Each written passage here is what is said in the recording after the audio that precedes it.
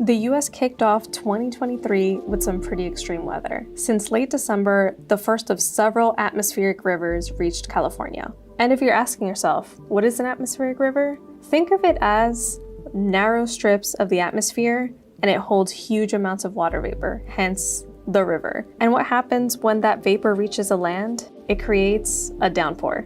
And so California has seen torrential rain and tons of snow all over its mountain ranges. On the bright side, this has alleviated some of the drought conditions in the state. But don't get me wrong, this doesn't mean that it's deleted drought completely from California's map. According to the US Drought Monitor, sometime last fall, a lot of Central California actually saw exceptional drought conditions, and that is actually the highest category of drought on the map. But as of early January, there were no exceptional drought conditions in California. However, the state is still kind of dry. A lot of California is still experiencing some extreme and severe drought. But this is a naturally arid state. They struggled to deal with the onslaught of precipitation. Throughout the first and second week of 2023, communities all over the state have had to deal with things like mudslides and rock slides so bad that they temporarily shut down roads, cars actually being swallowed up by sinkholes, and highways that look like they had become rivers.